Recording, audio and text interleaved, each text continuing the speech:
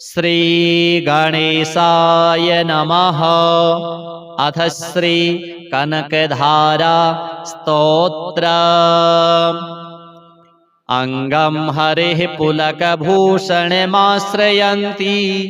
भृङ्गाङ्गनेव मुकुलाभरणं तमालम्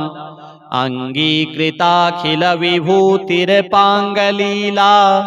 माङ्गल्यदास्तु मम मङ्गलदेवतायाः। मुग्धा मुहुरविदधति वदने मुरारेः प्रेमत्रपा प्रणिहितानि गतागतानि। मालादृशोर्मधुकरीव महोत्पलेया सा मे श्रियं दिशतु सागरसम्भवायाः। विश्वामरेन्द्रपदवीभ्रमदानदक्षम् आनन्दहेतुरधिकं मुरविद्विषोऽपि ईशन्निषीदतु मयि क्षणमीक्षणार्धम् इन्दीवरोदरसहोदरमिन्दिरायाः। आमीलिताक्षमधिगम्य मुदा मुकुन्दम् आनन्दकन्दमनिमेषमनङ्गतन्त्रम् आकेकरस्थितकनीनिकपक्ष्मनेत्रम् भूत्यै भवेन्मम भुजङ्गशयाङ्गनायाः। बाहुवन्तरे मधुजितः श्रितकौस्तुभेया हारावलीव हरिनीलमयी विभाति। कामप्रदा भगवतोऽपि कटाक्षमाला कल्याणमावहतु मे कमलालयायाः। कालाम्बुदालिललितो रसिकैटभारेः धाराधरे स्फुरति या तडिदङ्गनेव। मातुः समस्तजगतां महनीयमूर्तिः भद्राणि मे दिशतु भार्गवनन्दनायाः। प्राप्तं पदं प्रथमतः खलु यत्प्रभावात् माङ्गल्यभाजि मधुमाथिनि मन्मथेन। मय्यापतेत्तदिह मन्थरमीक्षणार्धम् मन्दालसं च मकरालयकन्यकायाः। दद्याद्दयानुपवनो द्रविणाम्बुधाराम् अस्मिन्न किञ्चन विहङ्गशिशौ विषण्णे। दुष्कर्म घर्ममपनीय चिराय दूरम् नारायण प्रणयिनी नयनाम्बुवाहः। इष्टाविशिष्टमतयोऽपि यया दयार्द्र दृष्ट्या त्रिविष्टपपदं सुलभं लभन्ते। दृष्टिः प्रहृष्टकमलोदरदीप्तिरिष्टां पुष्टिं कृषिष्ट मम पुष्करविष्टरायाः। गीर्देवतेति गरुडध्वज सुन्दरीति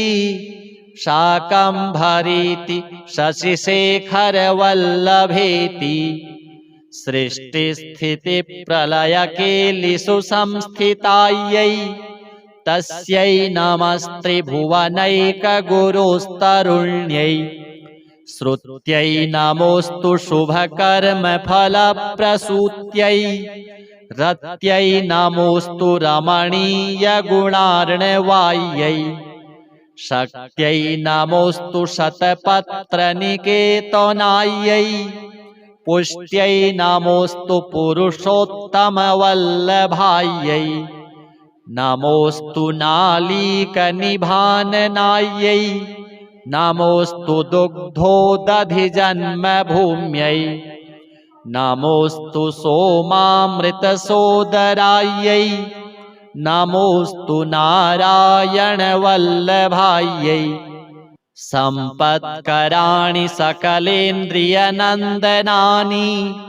साम्राज्यदानविभवानि सरोरुहाक्षि। त्वद्वन्दनानि दुरिताहरणोद्यतानि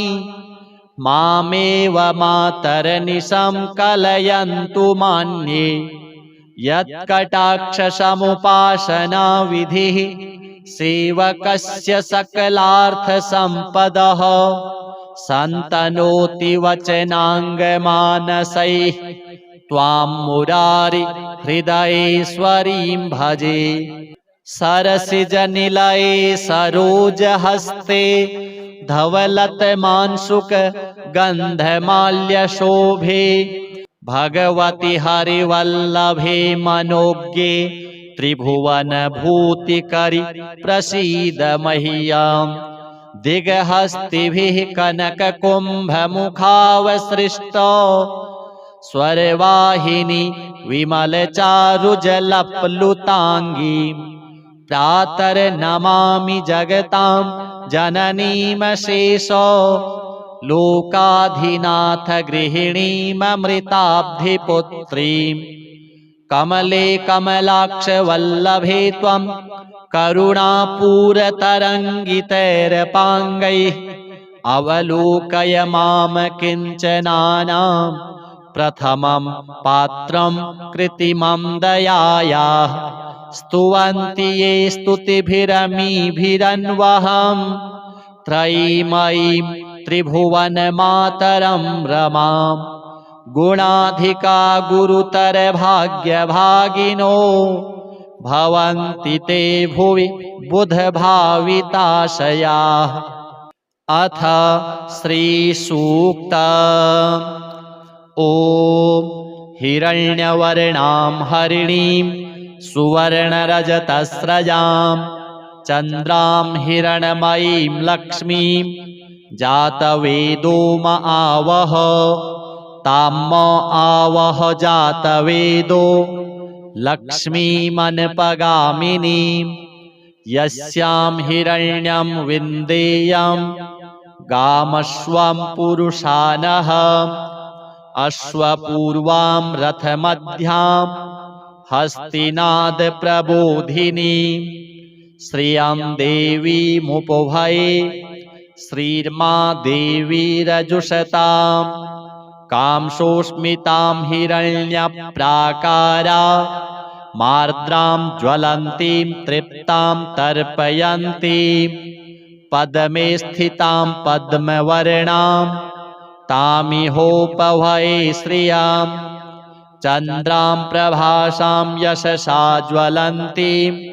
श्रियं लोके देवजुष्टामुदारां। तां पद्मिनीमीं शरणमहं प्रपद्ये लक्ष्मीर्मे नश्यतां त्वां वृणे।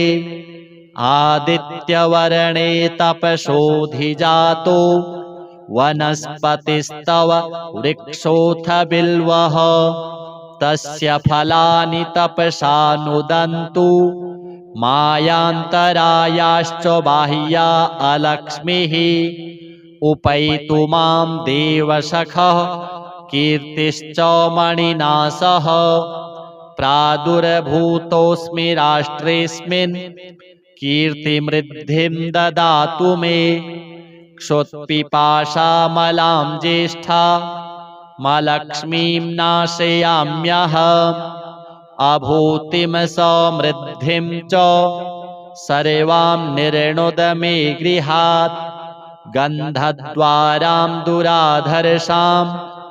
नित्यपुष्टां करीषिणीम्। ईश्वरीं सर्वभूतानां तामिहोपभये श्रियम्। मनसः काममाकुतिं वाचः सत्यमसीमहि। पशूनां रूपमन्नस्य मयि श्रीः श्रयतां यशः। कर्दमेन प्रजा भूता मयि सम्भव कर्दम। श्रियं वासय मे कुले मातरं पद्ममालिनीम्। आपः सृजन्तु स्निग्धानि चिकलितवस मे गृहे। निच देवीं मातरं श्रियं वासय मे कुले। आर्द्रां पुष्करिणीं पुष्टिं पिङ्गलां पद्ममालिनीं चन्द्रां हिरण्मयीं लक्ष्मीं जातवेदो म आवह आर्द्रां यः करिणीं यष्टिं सुवर्णां हेममालिनीं सूर्यां हिरण्मयीं लक्ष्मीं जातवेदो म आवह तां म आवह जातवेदो लक्ष्मीमनपगामिनी यस्यां हिरण्यं प्रभूतं गावो दास्योऽश्वान् विन्देयं पुरुषानः यः शुचिः प्रयतो भूत्वा जुहुयादाज्यमन्वः श्रियः पञ्चदशर्चं च श्रीकामः सततं जपेत्।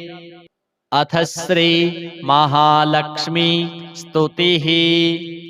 आदिलक्ष्मी नमस्तेस्तु परब्रह्मस्वरूपिणी यशो देहि धनं देहि सर्वकामाश्च देहि मे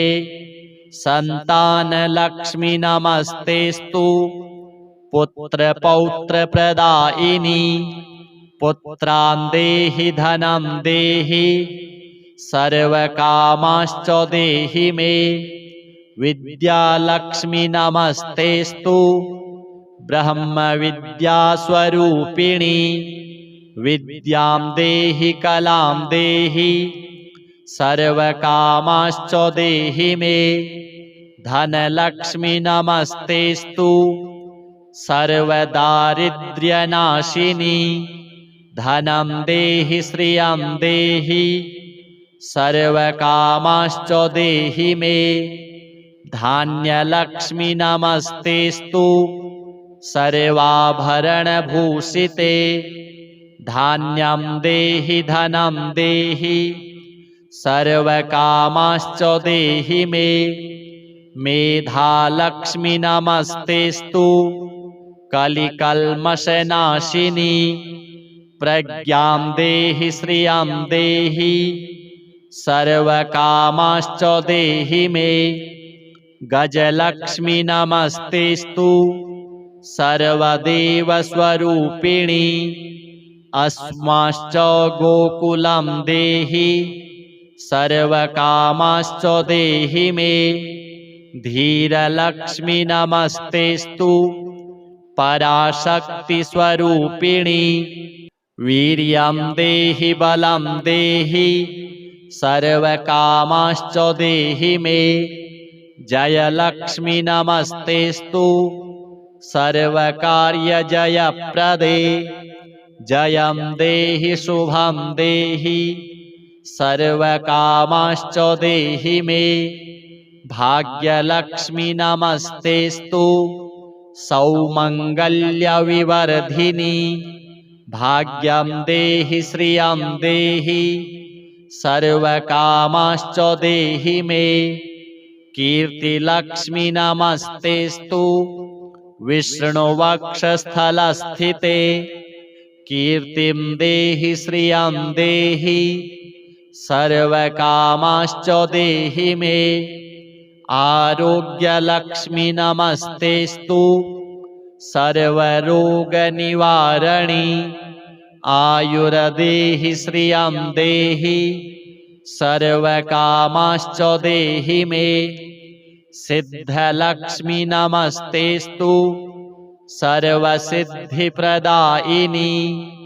सिद्धिं देहि श्रियं देहि सर्वकामाश्च देहि मे सौन्दर्यलक्ष्मी नमस्तेस्तु सर्वालङ्कारशोभिते रूपं देहि श्रियं देहि सर्वकामाश्च देहि मे साम्राज्यलक्ष्मी नमस्तेस्तु भुक्तिमुक्तिप्रदायिनी मोक्षं देहि श्रियं देहि सर्वकामाश्च देहि मे मङ्गले मङ्गलाधारे माङ्गल्ये मङ्गलप्रदे मङ्गलार्थं मङ्गलेशि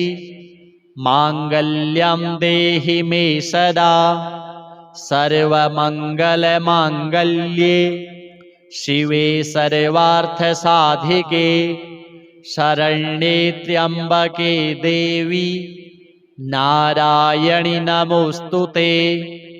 शुभं भवतु कल्याणी आयुरारोग्यसम्पदां मम शत्रुविनाशाय दीपज्योति नमोऽस्तुते। दीपज्योति नमस्तेस्तु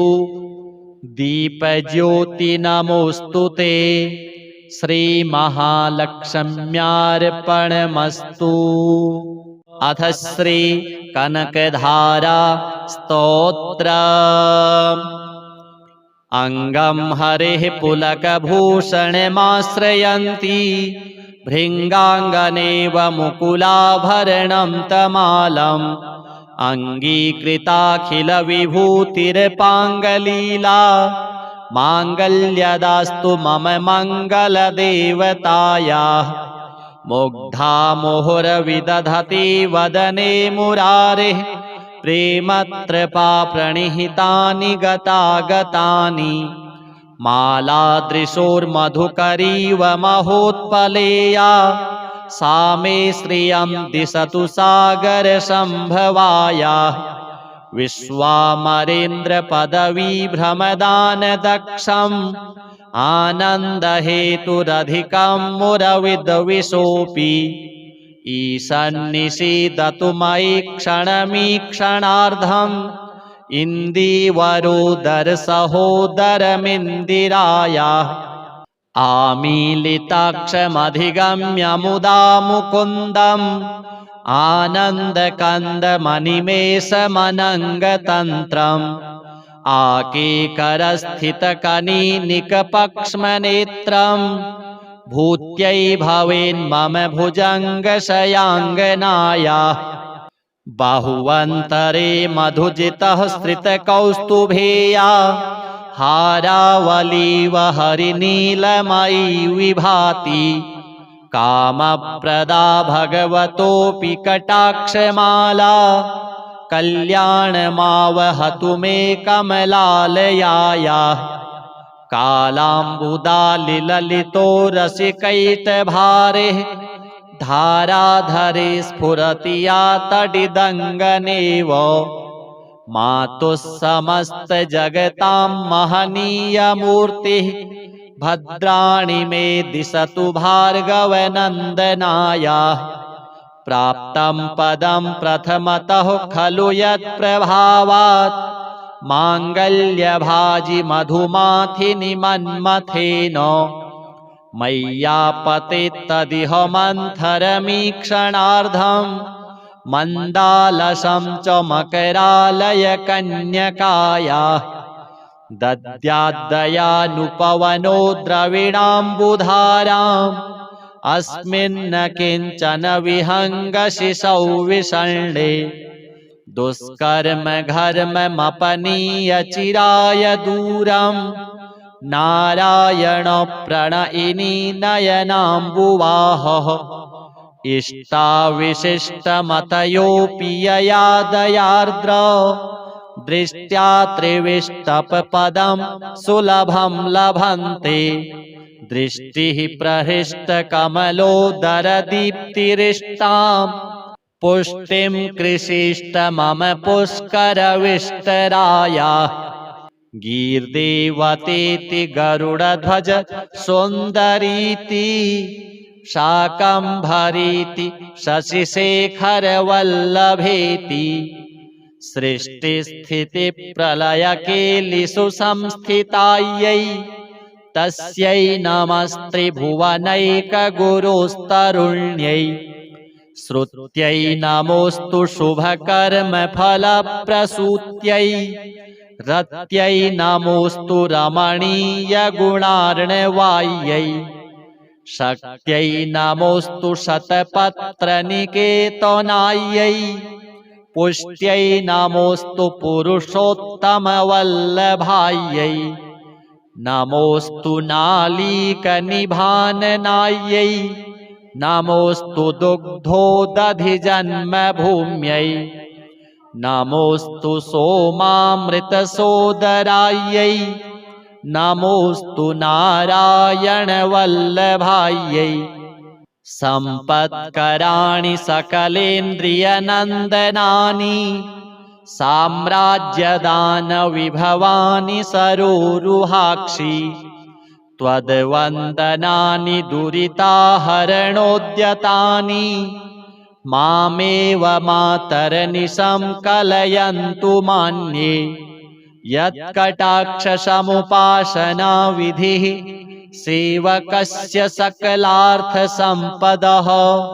सन्तनोति वचनाङ्गमानसैः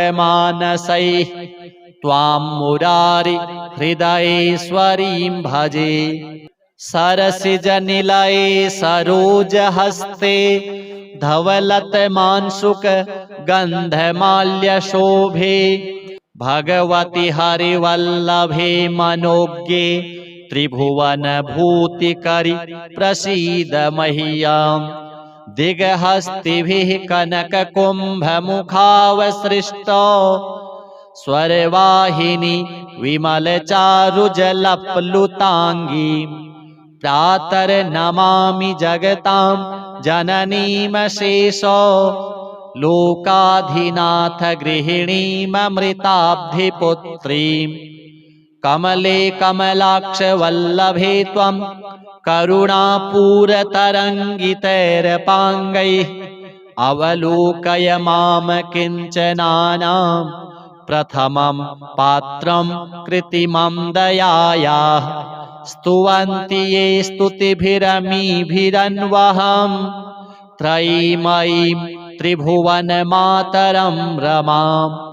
गुणाधिका गुरुतर भाग्यभागिनो भवन्ति ते भुवि बुधभाविताशयाः अथ श्रीसूक्त ॐ हिरण्यवर्णां हरिणीं सुवर्णरजतस्रजां चन्द्रां हिरणमयीं लक्ष्मीं जातवेदो म आवह ताम आवह जातवेदो लक्ष्मीमनपगामिनीं यस्यां हिरण्यं विन्देयं गामश्वं पुरुषानः अश्वपूर्वां रथमध्यां हस्तिनादप्रबोधिनीं श्रियं देवीमुपभये श्रीर्मा देवीरजुषतां कांसोस्मितां हिरण्यप्राकारा मार्द्रां ज्वलन्तीं तृप्तां तर्पयन्तीं पद्मे स्थितां पद्मवर्णां तामिहोपभये श्रियां चन्द्रां प्रभासां यशसा ज्वलन्तीं श्रियं लोके देवजुष्टामुदारां तां पद्मिनीमीं शरणमहं प्रपद्ये लक्ष्मीर्मे नश्यतां त्वां वृणे आदित्यवर्णे तपसोऽधिजातो वनस्पतिस्तव वृक्षोऽथ बिल्वः तस्य फलानि तपसा नुदन्तु मायान्तरायाश्च बाह्या अलक्ष्मीः उपैतु मां देवसखः कीर्तिश्च मणिना सह प्रादुर्भूतोऽस्मि राष्ट्रेऽस्मिन् कीर्तिमृद्धिं ददातु मे क्षुत्पिपासामलां ज्येष्ठा मलक्ष्मीं नाशयाम्यहम् अभूतिं समृद्धिं च सर्वां निर्णुद मे गृहात् गन्धद्वारां दुराधर्षां नित्यपुष्टां करीषिणीम्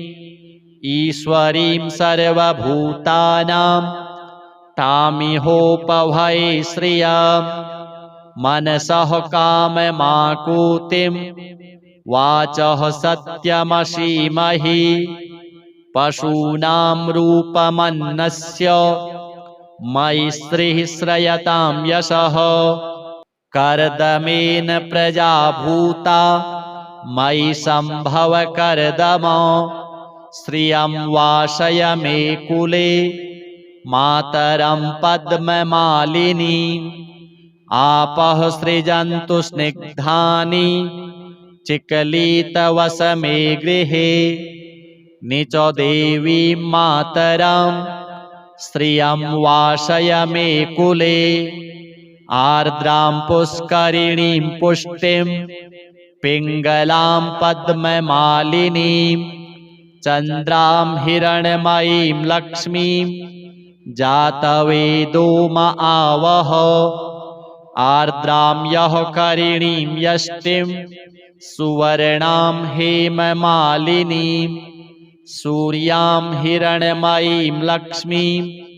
जातवेदो म आवह तां म आवह जातवेदो लक्ष्मीमनपगामिनी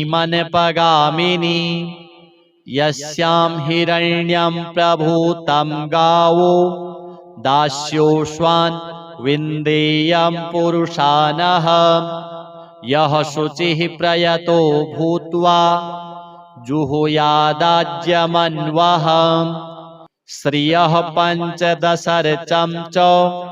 श्रीकामः सततं जपेत् अथ श्री महालक्ष्मी स्तुतिः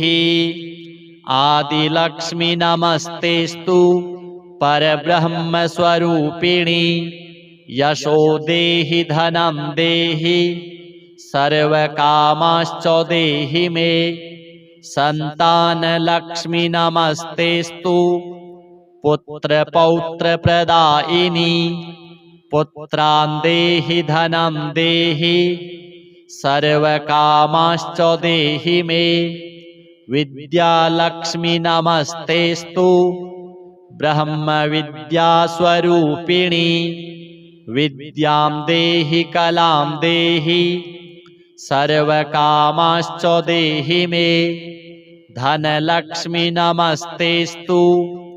सर्वदारिद्र्यनाशिनी धनं देहि श्रियं देहि सर्वकामाश्च देहि मे धान्यलक्ष्मी नमस्तेस्तु सर्वाभरणभूषिते धान्यं देहि धनं देहि सर्वकामाश्च देहि मे मेधालक्ष्मी नमस्तेस्तु कलिकल्मषनाशिनी प्रज्ञां देहि श्रियं देहि सर्वकामाश्च देहि मे गजलक्ष्मी नमस्तेस्तु सर्वदेवस्वरूपिणी अस्माश्च गोकुलं देहि सर्वकामाश्च देहि मे धीरलक्ष्मी नमस्तेस्तु पराशक्तिस्वरूपिणी वीर्यं देहि बलं देहि सर्वकामाश्च देहि मे जयलक्ष्मी नमस्तेस्तु सर्वकार्यजयप्रदे जयं देहि शुभं देहि सर्वकामाश्च देहि मे भाग्यलक्ष्मी नमस्तेस्तु सौमङ्गल्यविवर्धिनी भाग्यं देहि श्रियं देहि सर्वकामाश्च देहि मे कीर्तिलक्ष्मी नमस्तेस्तु विष्णुवक्षस्थलस्थिते कीर्तिं देहि श्रियं देहि सर्वकामाश्च देहि मे आरोग्यलक्ष्मी नमस्तेस्तु सर्वरोगनिवारणी आयुर्देहि श्रियं देहि सर्वकामाश्च देहि मे सिद्धलक्ष्मी नमस्तेस्तु सर्वसिद्धिप्रदायिनी सिद्धिं देहि श्रियं देहि सर्वकामाश्च देहि मे सौन्दर्यलक्ष्मी नमस्तेस्तु सर्वालङ्कारशोभिते रूपं देहि श्रियं देहि सर्वकामांश्च देहि मे साम्राज्यलक्ष्मी नमस्तेस्तु भुक्तिमुक्तिप्रदायिनी मोक्षं देहि श्रियं देहि सर्वकामांश्च देहि मे मङ्गले मङ्गलाधारे माङ्गल्ये मङ्गलप्रदे मङ्गलार्थं मङ्गलेशि माङ्गल्यं देहि मे सदा सर्वमङ्गलमाङ्गल्ये शिवे सर्वार्थसाधिके शरण्ये त्र्यम्बके देवी नारायणि नमोऽस्तुते शुभं भवतु कल्याणी आयुरारोग्यसम्पदां मम शत्रुविनाशाय दीपज्योति नमोऽस्तुते दीपज्योति नमस्तेस्तु दीपज्योति नमोऽस्तुते श्रीमहालक्ष्म्यार्पणमस्तु। अथ श्री कनकधारा स्तोत्रम्। अङ्गं हरेः पुलकभूषणमाश्रयन्ती भृङ्गाङ्गनेव मुकुलाभरणं तमालम् अङ्गीकृताखिलविभूतिर्पाङ्गलीला माङ्गल्यदास्तु मम मङ्गलदेवतायाः मुग्धा मुहुरविदधति वदने मुरारेः प्रेमत्रपा प्रणिहितानि गतागतानि मालादृशोर्मधुकरीव महोत्पलेया सा मे श्रियं दिशतु सागरसम्भवाया विश्वामरेन्द्रपदवीभ्रमदानदक्षम् आनन्दहेतुरधिकं मुरविद्विषोऽपि ईशन्निषीदतु मयि क्षणमीक्षणार्धम् इन्दीवरोदरसहोदरमिन्दिरायाः आमीलिताक्षमधिगम्य मुदा मुकुन्दम् आनन्दकन्दमनिमेषमनङ्गतन्त्रम् आकेकरस्थितकनीनिकपक्ष्मनेत्रम् भूत्यै भवेन्मम भुजङ्गशयाङ्गनायाः बाहुवन्तरे मधुजितः स्त्रितकौस्तुभेया हारावलीव हरिनीलमयी विभाति कामप्रदा भगवतोऽपि कटाक्षमाला कल्याणमावहतु मे कमलालयायाः कालाम्बुदालिललितो रसिकैटभारेः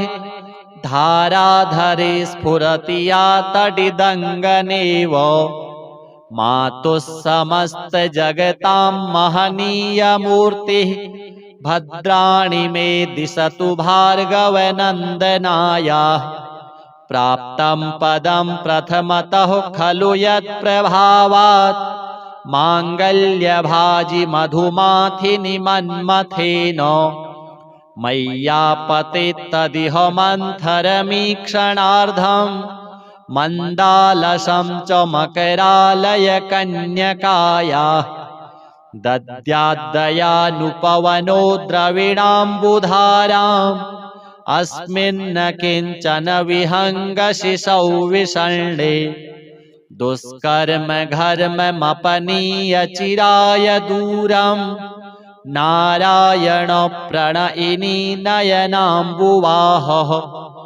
इष्टाविशिष्टमतयोऽपि यया दयार्द्र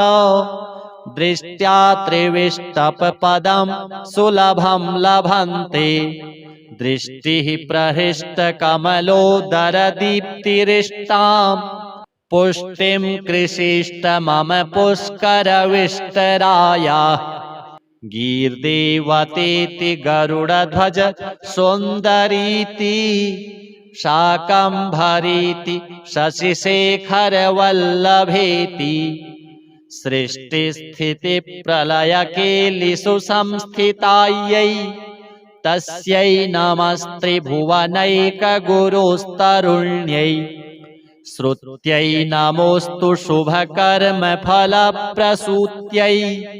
रत्यै नमोऽस्तु रमणीयगुणार्णवायै शक्त्यै नमोऽस्तु शतपत्रनिकेतनायै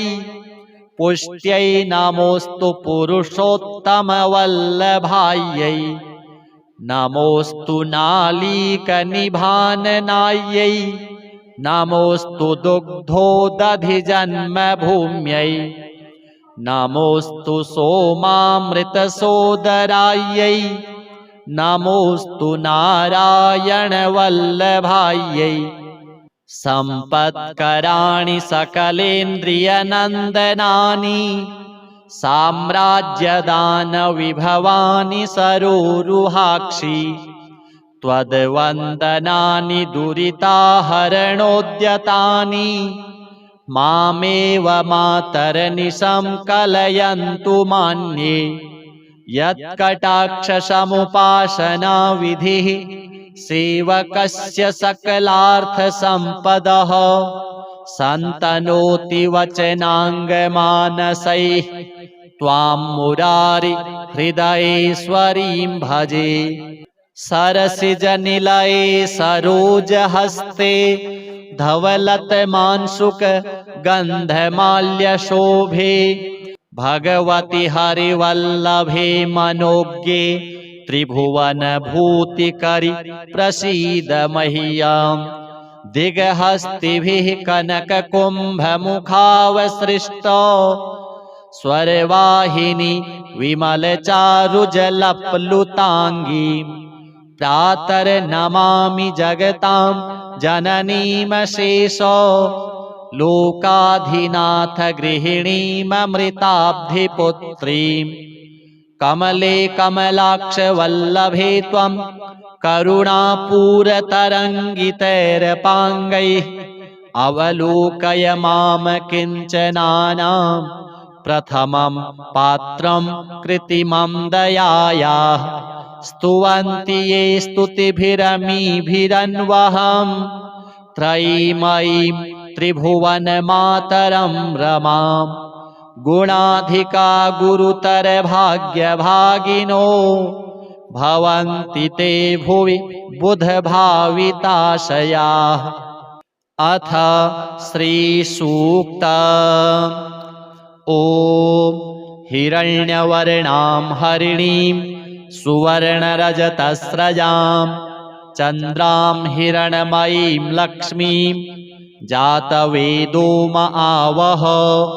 तां म आवह जातवेदो लक्ष्मीमनपगामिनीं यस्यां हिरण्यं विन्देयं गामश्वं पुरुषानः अश्वपूर्वां रथमध्यां हस्तिनादप्रबोधिनीं श्रियं देवीमुपभये श्रीर्मा देवीरजुषतां कांसोऽस्मितां हिरण्यप्राकारा मार्द्रां ज्वलन्तीं तृप्तां तर्पयन्तीं पद्मे स्थितां पद्मवर्णां तामिहोपभये श्रियां चन्द्रां प्रभासां यशसा ज्वलन्तीं श्रियं लोके देवजुष्टामुदारां तां पद्मिनीमीं शरणमहं प्रपद्ये लक्ष्मीर्मे नश्यतां त्वां वृणे आदित्यवर्णे तपसोऽधिजातो वनस्पतिस्तव वृक्षोऽथ बिल्वः तस्य फलानि तपसा नुदन्तु मायान्तरायाश्च बाह्या अलक्ष्मीः उपैतु मां देवसखः कीर्तिश्च मणिना सह प्रादुर्भूतोऽस्मि राष्ट्रेऽस्मिन् कीर्तिमृद्धिं ददातु मे क्षुत्पिपासामलां ज्येष्ठा मलक्ष्मीं नाशयाम्यहम् अभूतिं समृद्धिं च सर्वां निर्णुद मे गृहात् गन्धद्वारां दुराधर्षां नित्यपुष्टां करीषिणीम् ईश्वरीं सर्वभूतानां तामिहोपभये श्रियम् मनसः काममाकुतिं वाचः सत्यमसीमहि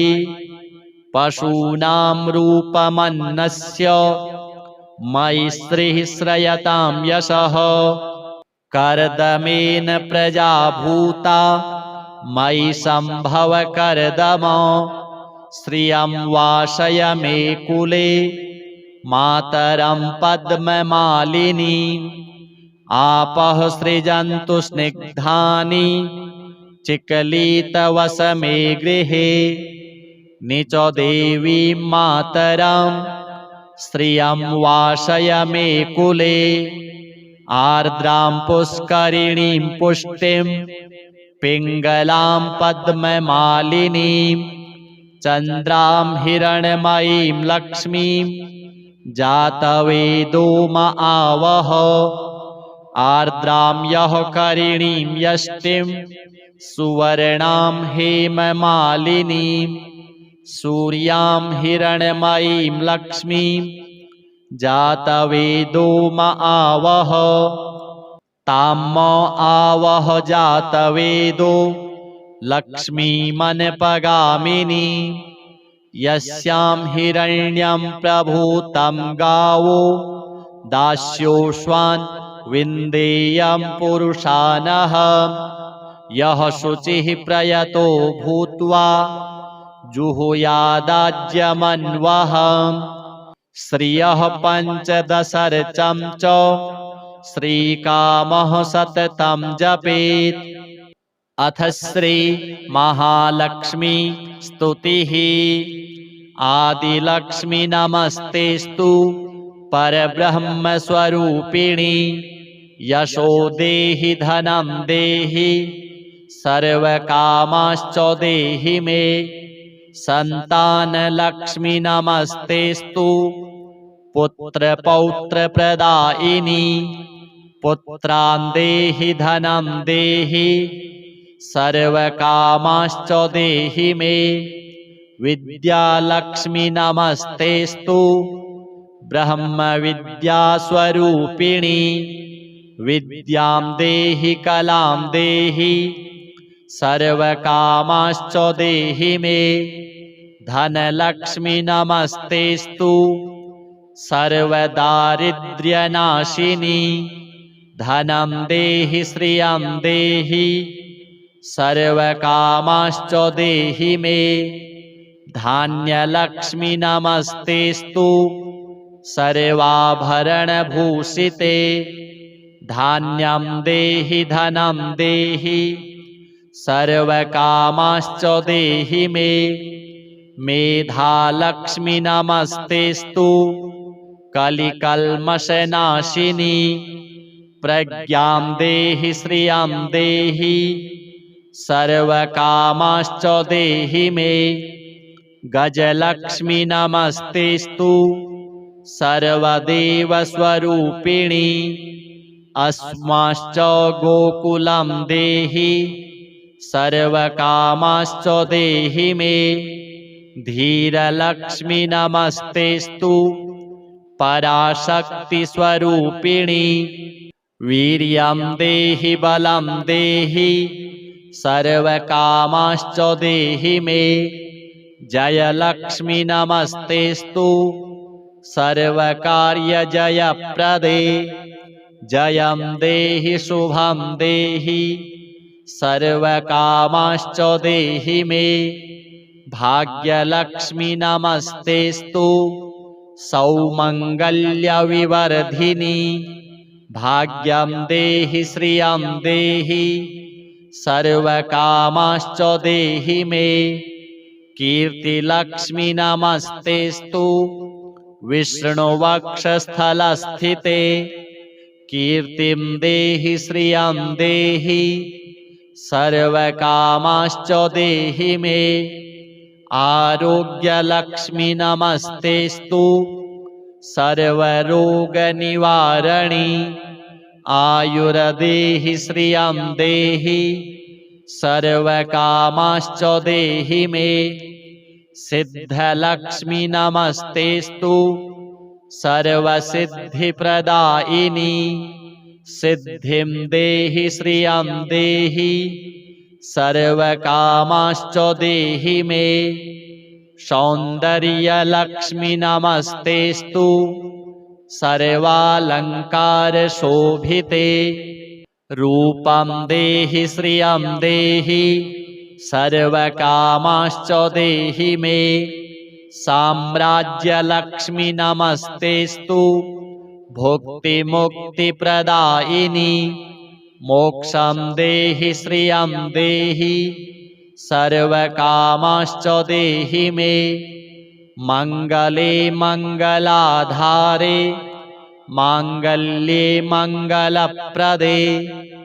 मङ्गलार्थं मङ्गलेशि माङ्गल्यं देहि मे सदा सर्वमङ्गलमाङ्गल्ये शिवे सर्वार्थसाधिके शरण्ये त्र्यम्बके देवी नारायणि नमोऽस्तुते शुभं भवतु कल्याणी आयुरारोग्यसम्पदां मम शत्रुविनाशाय दीपज्योति नमोऽस्तुते दीपज्योति नमस्तेस्तु दीपज्योति नमोऽस्तुते श्रीमहालक्ष्म्यार्पणमस्तु। अथ श्री कनकधारा स्तोत्रम्। अङ्गं हरेः पुलकभूषणमाश्रयन्ती भृङ्गाङ्गनेव मुकुलाभरणं तमालम् अङ्गीकृताखिलविभूतिर्पाङ्गलीला माङ्गल्यदास्तु मम मङ्गलदेवतायाः मुग्धा मुहुरविदधति वदने मुरारेः प्रेमत्रपा प्रणिहितानि गतागतानि मालादृशोर्मधुकरीव महोत्पलेया सा मे श्रियं दिशतु सागरसम्भवायाः विश्वामरेन्द्रपदवीभ्रमदानदक्षम् आनन्दहेतुरधिकं मुरविद्विषोऽपि ईशन्निषीदतु मयि क्षणमीक्षणार्धम् इन्दीवरोदरसहोदरमिन्दिरायाः आमीलिताक्षमधिगम्य मुदा मुकुन्दम् आनन्दकन्दमनिमेषमनङ्गतन्त्रम् आकेकरस्थितकनीनिकपक्ष्मनेत्रम् भूत्यै भवेन्मम भुजङ्गशयाङ्गनायाः बाहुवन्तरे मधुजितः स्त्रितकौस्तुभेया हारावलीव हरिनीलमयी विभाति कामप्रदा भगवतोऽपि कटाक्षमाला कल्याणमावहतु मे कमलालयायाः कालाम्बुदालिललितो रसिकैटभारेः धाराधरे स्फुरति या तडिदङ्गनेव मातुः समस्तजगतां महनीयमूर्तिः भद्राणि मे दिशतु भार्गवनन्दनायाः प्राप्तं पदं प्रथमतः खलु यत्प्रभावात् माङ्गल्यभाजि मधुमाथिनि मन्मथेन मय्यापतेत्तदिह मन्थरमीक्षणार्धम् मन्दालसं च मकरालयकन्यकायाः दद्याद्दयानुपवनो द्रविणाम्बुधाराम् अस्मिन्न किञ्चन विहङ्गशिशौ विषण्णे दुष्कर्म घर्ममपनीय चिराय दूरम् नारायण प्रणयिनी नयनाम्बुवाहः इष्टाविशिष्टमतयोऽपि यया दयार्द्र दृष्ट्या त्रिविष्टपपदं सुलभं लभन्ते दृष्टिः प्रहृष्टकमलोदरदीप्तिरिष्टाम् पुष्टिं कृषिष्ट मम पुष्करविष्टरायाः गीर्देवतेति गरुडध्वज सुन्दरीति शाकम्भरीति शशिशेखरवल्लभेति सृष्टिस्थितिप्रलयकेलिषु संस्थितायै तस्यै नमस्त्रिभुवनैकगुरुस्तरुण्यै श्रुत्यै नमोऽस्तु शुभकर्मफलप्रसूत्यै रत्यै नमोऽस्तु रमणीयगुणार्णवायै शक्त्यै नमोऽस्तु शतपत्रनिकेतनायै पुष्ट्यै नमोऽस्तु पुरुषोत्तमवल्लभायै नमोऽस्तु नालीकनिभाननायै नमोऽस्तु दुग्धोदधिजन्मभूम्यै नमोऽस्तु सोमामृतसोदरायै नमोऽस्तु नारायणवल्लभायै सम्पत्कराणि सकलेन्द्रियनन्दनानि साम्राज्यदानविभवानि सरोरुहाक्षि त्वद्वन्दनानि दुरिताहरणोद्यतानि मामेव मातरनिशं कलयन्तु मान्ये यत्कटाक्षसमुपासनाविधिः सेवकस्य सकलार्थसम्पदः सन्तनोति वचनाङ्गमानसैः त्वां मुरारि हृदयेश्वरीं भजे सरसिजनिलये सरोजहस्ते धवलतमांशुक गन्धमाल्यशोभे भगवति हरिवल्लभे मनोज्ञे त्रिभुवनभूतिकरि प्रसीद मह्यम् दिग्हस्तिभिः कनककुम्भमुखावसृष्टो स्वरवाहिनी विमलचारुजलप्लुताङ्गी प्रातर्नमामि जगतां जननीमशेषो लोकाधिनाथ गृहिणीममृताब्धिपुत्रीं कमले कमलाक्ष वल्लभे त्वं करुणापूरतरङ्गितैरपाङ्गैः अवलोकय माम किञ्चनानां प्रथमं पात्रं कृत्रिमं दयायाः स्तुवन्ति ये स्तुतिभिरमीभिरन्वहं त्रयीमयीं त्रिभुवनमातरं रमां गुणाधिका गुरुतर भाग्यभागिनो भवन्ति ते भुवि बुधभाविताशयाः अथ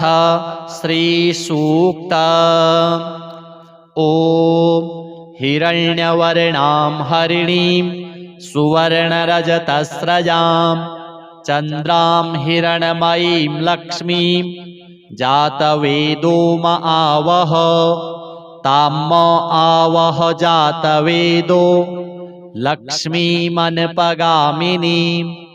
यस्यां हिरण्यं विन्देयं गामश्वं पुरुषानः अश्वपूर्वां रथमध्यां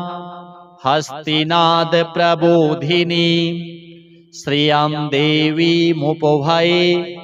श्रीर्मा देवी रजुषतां कांसोस्मितां हिरण्यप्राकारा मार्द्रां ज्वलन्तीं तृप्तां तर्पयन्तीं पद्मे स्थितां पद्मवर्णां तामिहोपभये श्रियां चन्द्रां प्रभासां यशसा ज्वलन्तीं श्रियं लोके देवजुष्टामुदारां तां पद्मिनीमीं शरणमहं प्रपद्ये लक्ष्मीर्मे नश्यतां त्वां वृणे आदित्यवर्णे तपसोऽधिजातो वनस्पतिस्तव वृक्षोऽथ बिल्वः तस्य फलानि तपसा नुदन्तु मायान्तरायाश्च बाह्या अलक्ष्मीः उपैतु मां देवसखः कीर्तिश्च मणिना सह प्रादुर्भूतोऽस्मि राष्ट्रेऽस्मिन् कीर्तिमृद्धिं ददातु मे क्षुत्पिपासामलां ज्येष्ठा मलक्ष्मीं नाशयाम्यहम् अभूतिं समृद्धिं च सर्वां निर्णुद मे गृहात् गन्धद्वारां दुराधर्षां नित्यपुष्टां करीषिणीम् ईश्वरीं सर्वभूतानां तामिहोपभये श्रियम् मनसः काममाकुतिं वाचः सत्यमसीमहि पशूनां रूपमन्नस्य मयि श्रीः श्रयतां यशः कर्दमेन प्रजा भूता मयि सम्भव कर्दम श्रियं वासय मे कुले मातरं पद्ममालिनी आपः सृजन्तु स्निग्धानि चिकलितवस मे गृहे निच देवीं मातरं श्रियं वासय मे कुले आर्द्रां पुष्करिणीं पुष्टिं पिङ्गलां पद्ममालिनीं चन्द्रां हिरण्मयीं लक्ष्मीं जातवेदो म आवह आर्द्रां यः करिणीं यष्टिं सुवर्णां हेममालिनीं सूर्यां हिरण्मयीं लक्ष्मीं जातवेदो म आवह तां म आवह जातवेदो लक्ष्मीमनपगामिनी यस्यां हिरण्यं प्रभूतं गावो दास्योश्वान् विन्देयं पुरुषानः यः शुचिः प्रयतो भूत्वा जुहुयादाज्यमन्वहम् श्रियः पञ्चदशर्चं च श्रीकामः सततं जपेत् अथ श्री महालक्ष्मी स्तुतिः आदिलक्ष्मी नमस्तेस्तु परब्रह्मस्वरूपिणी यशो देहि धनं देहि सर्वकामाश्च देहि मे संतानलक्ष्मी नमस्तेस्तु पुत्रपौत्रप्रदायिनी पुत्रान् देहि धनं देहि सर्वकामाश्च देहि मे विद्यालक्ष्मी नमस्तेस्तु ब्रह्मविद्यास्वरूपिणी विद्यां देहि कलां देहि सर्वकामाश्च देहि मे धनलक्ष्मी नमस्तेस्तु सर्वदारिद्र्यनाशिनी धनं देहि श्रियं देहि सर्वकामाश्च देहि मे धान्यलक्ष्मी नमस्तेस्तु सर्वाभरणभूषिते धान्यं देहि धनं देहि सर्वकामाश्च देहि मे मेधालक्ष्मी नमस्तेस्तु कलिकल्मषनाशिनी प्रज्ञां देहि श्रियं देहि सर्वकामाश्च देहि मे गजलक्ष्मी नमस्तेस्तु सर्वदेवस्वरूपिणी अस्माश्च गोकुलं देहि सर्वकामाश्च देहि मे धीरलक्ष्मी नमस्तेस्तु पराशक्तिस्वरूपिणी वीर्यं देहि बलं देहि सर्वकामाश्च देहि मे जयलक्ष्मी नमस्तेस्तु सर्वकार्यजयप्रदे जयं देहि शुभं देहि सर्वकामाश्च देहि मे भाग्यलक्ष्मी नमस्तेस्तु सौमङ्गल्यविवर्धिनी भाग्यं देहि श्रियं देहि सर्वकामाश्च देहि मे कीर्तिलक्ष्मी नमस्तेस्तु विष्णुवक्षस्थलस्थिते कीर्तिं देहि श्रियं देहि सर्वकामाश्च देहि मे आरोग्यलक्ष्मी नमस्तेस्तु सर्वरोगनिवारणी आयुर्देहि श्रियं देहि सर्वकामाश्च देहि मे सिद्धलक्ष्मी नमस्तेस्तु सर्वसिद्धिप्रदायिनी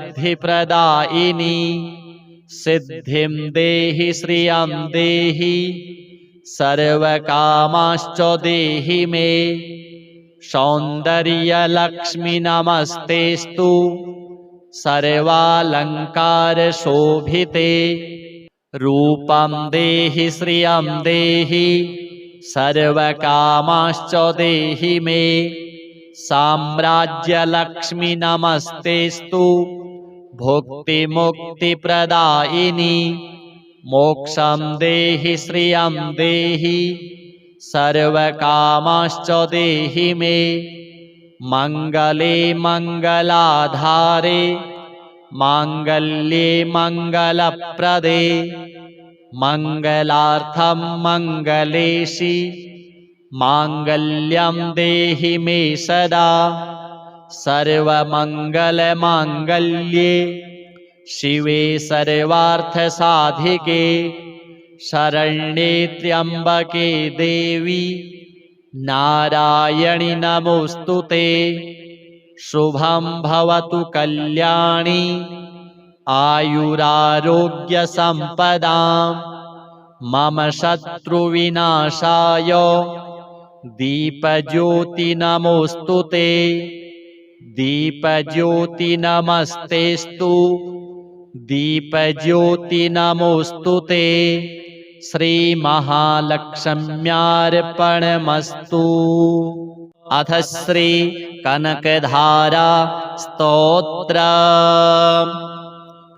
अङ्गं हरेः पुलकभूषणमाश्रयन्ती भृङ्गाङ्गनेव मुकुलाभरणं तमालम्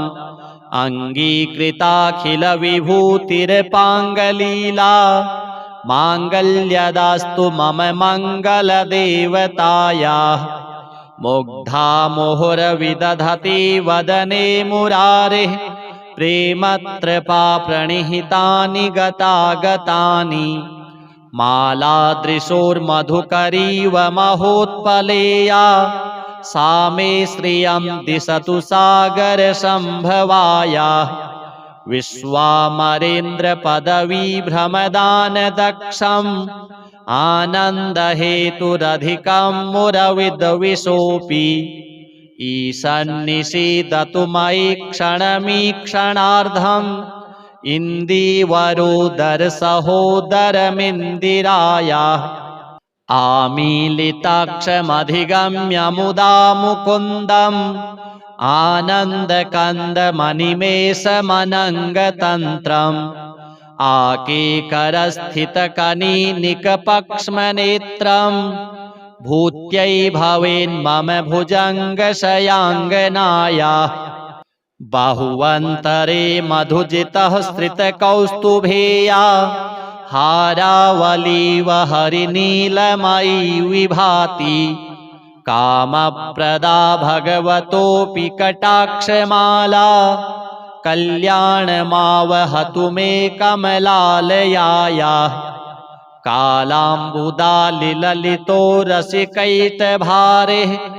धाराधरे स्फुरति या तडिदङ्गनेव मातुः समस्तजगतां महनीयमूर्तिः भद्राणि मे दिशतु भार्गवनन्दनायाः प्राप्तं पदं प्रथमतः खलु यत्प्रभावात् माङ्गल्यभाजि मधुमाथिनि मन्मथेन मय्यापतेत्तदिह मन्थरमीक्षणार्धम् मन्दालसं च मकरालयकन्यकायाः दद्याद्दयानुपवनो द्रविणाम्बुधाराम् अस्मिन्न किञ्चन विहङ्गशिशौ विषण्णे दुष्कर्म घर्ममपनीय चिराय दूरम् नारायण प्रणयिनी नयनाम्बुवाहः इष्टाविशिष्टमतयोऽपि यया दयार्द्र दृष्ट्या त्रिविष्टपपदं सुलभं लभन्ते दृष्टिः प्रहृष्टकमलोदरदीप्तिरिष्टाम् पुष्टिं कृषिष्ट मम पुष्करविष्टरायाः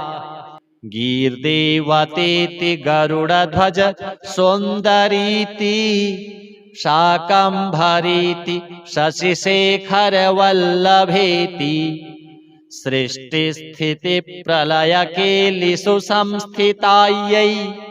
तस्यै नमस्त्रिभुवनैकगुरुस्तरुण्यै श्रुत्यै नमोऽस्तु शुभकर्मफलप्रसूत्यै रत्यै नमोऽस्तु रमणीयगुणार्णवायै शक्त्यै नमोऽस्तु शतपत्रनिकेतनायै पुष्ट्यै नमोऽस्तु पुरुषोत्तमवल्लभायै नमोऽस्तु नालीकनिभाननायै नमोऽस्तु दुग्धोदधिजन्मभूम्यै नमोऽस्तु सोमामृतसोदरायै नमोऽस्तु नारायणवल्लभायै सम्पत्कराणि सकलेन्द्रियनन्दनानि साम्राज्यदानविभवानि सरोरुहाक्षि त्वद्वन्दनानि दुरिताहरणोद्यतानि मामेव मातरनिशं कलयन्तु मान्ये यत्कटाक्षसमुपासनाविधिः सेवकस्य सकलार्थसम्पदः सन्तनोति वचनाङ्गमानसैः त्वां मुरारि हृदयेश्वरीं भजे सरसिजनिलये सरोजहस्ते धवलतमांशुक गन्धमाल्यशोभे भगवति हरिवल्लभे मनोज्ञे त्रिभुवनभूतिकरि प्रसीद मह्यम् दिग्हस्तिभिः कनककुम्भमुखावसृष्टो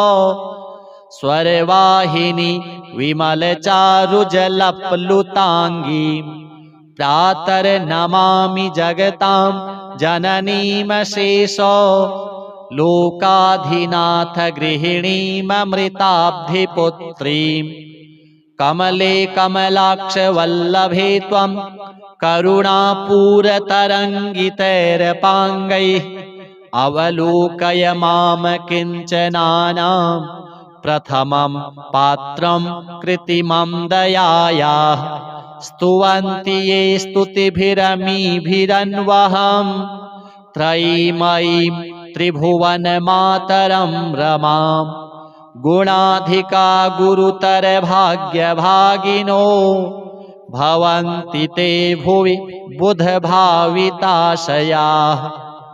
अथ श्रीसूक्त ॐ हिरण्यवर्णां हरिणीं सुवर्णरजतस्रजां चन्द्रां हिरणमयीं लक्ष्मीं जातवेदो म आवह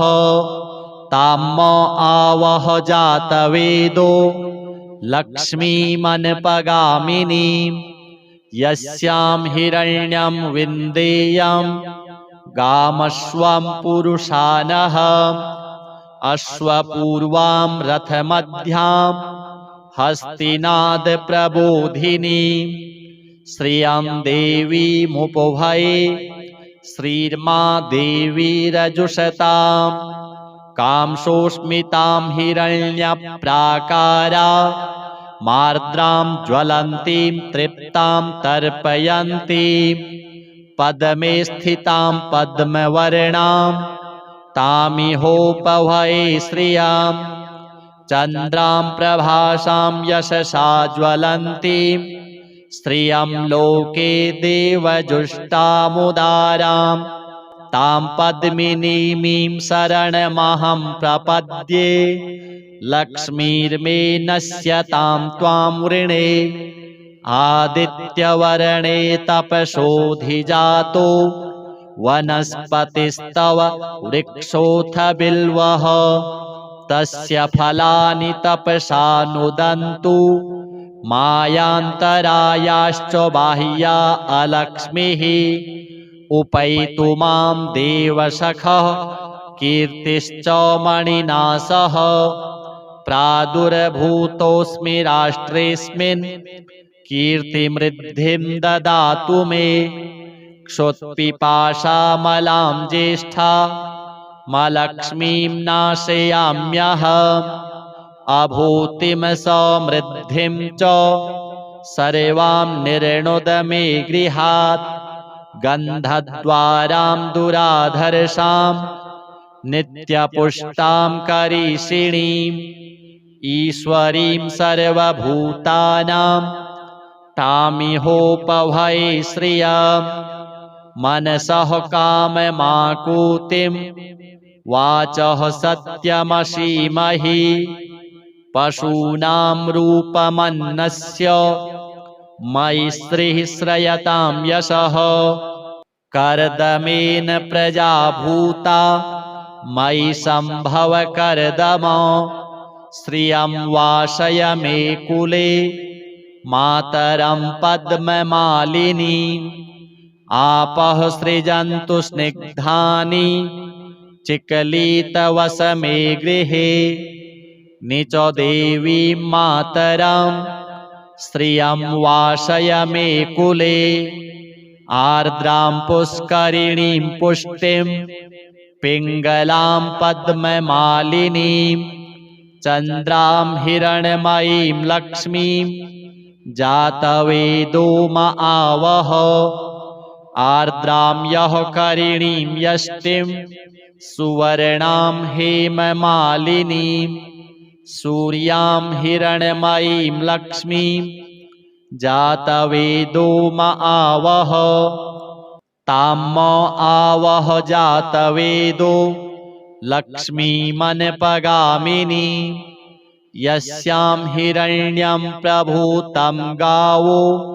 दास्योऽश्वान् विन्देयं पुरुषानः यः शुचिः प्रयतो भूत्वा जुहुयादाज्यमन्वहम् श्रियः पञ्चदशर्चं च श्रीकामः सततं जपेत् अथ श्री महालक्ष्मी स्तुतिः आदिलक्ष्मी नमस्तेस्तु परब्रह्मस्वरूपिणी यशो देहि धनं देहि सर्वकामाश्च देहि मे